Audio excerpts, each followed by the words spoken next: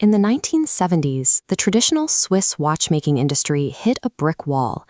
Hundreds of historic manufacturers simply stopped, wiped out by massive technological shifts.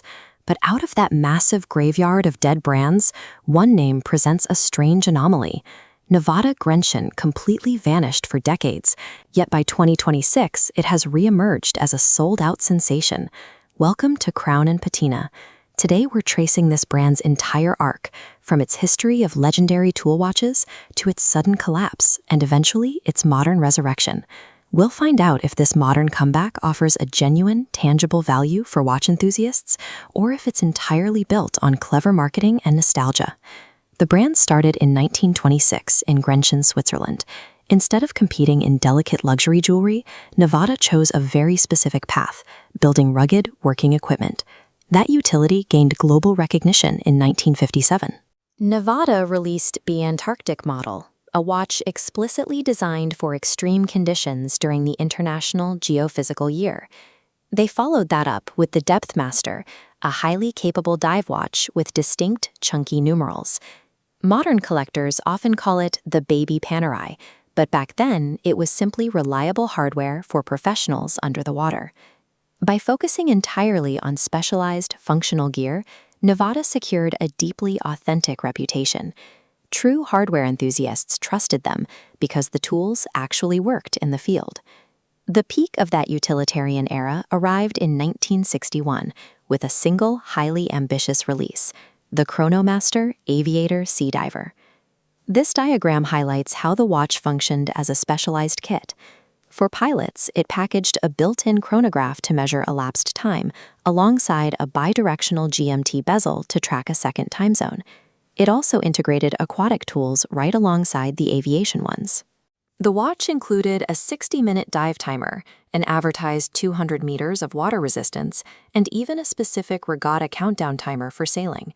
Combining 5 distinct, specialized functions into one mechanical case was an outlier for the period. It moved beyond simple timekeeping to create a multi-purpose tool that few other brands were producing in a single reference.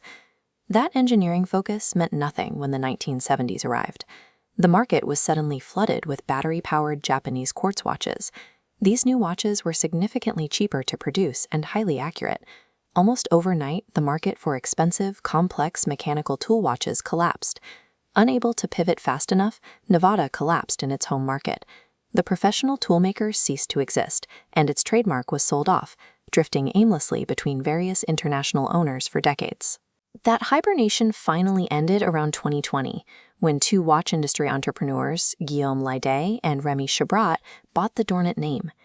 They noticed a rising trend in neo-vintage designs and executed a highly specific plan.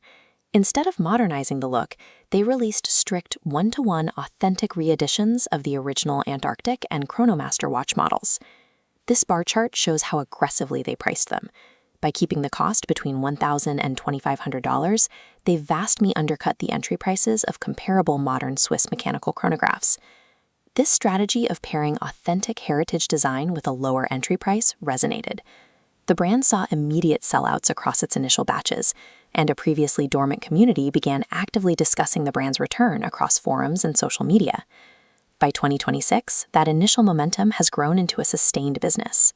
The brand has expanded into fresh colorways, limited editions that consistently sell out, and entirely new pillars like the integrated bracelet F77. Still, there is a vocal counterargument. Some critics look at Nivada Grenchen and see a young company digging up a dead name to cash in on a crowded nostalgia trend. But the supporters counter with a stronger point. The underlying product is good. The watches use genuinely authentic vintage proportions, rely on tested parts, and are backed by an active community that wants the brand to succeed. Ultimately, marketing stories can only take a brand so far. To see if this modern revival actually holds up, we have to look directly at the physical hardware itself. Let's do a direct, objective comparison between the original 1961 Chronomaster and the modern re-edition. The 1961 original featured a 38mm case, acrylic crystal, hand-wound Valjoux movement, and 200 meters of water resistance. The modern version keeps that footprint at 38.3 millimeters, upgrading to a sapphire crystal, modern Sellita movements, and 100 meters of water resistance. By maintaining the original sub-39mm diameter and exact dial layout while incorporating modern materials, the brand has aligned the physical product with its historical source material. This adherence to specific vintage dimensions, combined with current movement reliability and pricing, suggests a tangible value proposition for collectors. Do you think Nivada Grenchen is the real deal, or is it just clever nostalgia? Let us know your thoughts and which model you'd personally buy down in the comments.